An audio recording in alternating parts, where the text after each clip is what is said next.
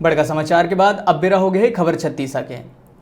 रायगढ़ के राम निवास चौक में जिला कांग्रेस पार्टी है केंद्र सरकार के विरोध में एक दिवसीय धरना में बैठिस, जिसमें माटी तेल और चाउर के कोटा में कटौती, धान के समर्थन मूल्य में नाम मात्र की वृद्धि और पेट्रोल डीजल के दाम में बढ़ोतरी के विरोध में धरना प्रदर्शन करते हुए कांग्रेस के कार्यकर्ता मना केंद्र सरकार ला किसान विरोधी सरकार कहिस।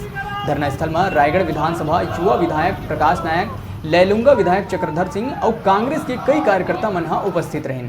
वहीं बहुजन समाजवादी पार्टी के अगुवाई में भीम आर्मी, संकल्प संगठन और अन्य ST SC OBC के कई संगठन मन शासकीय कार्य मन के निजीकरण के विरोध में नटवर स्कूल मैदान ले अंबेडकर प्रतिमा होत कलेक्ट्रेट तक पैदल रैली करत पहुंचे।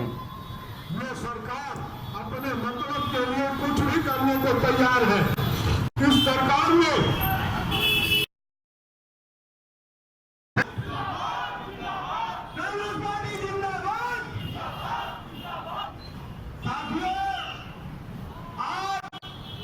जिला स्तरीय धरना कार्यक्रम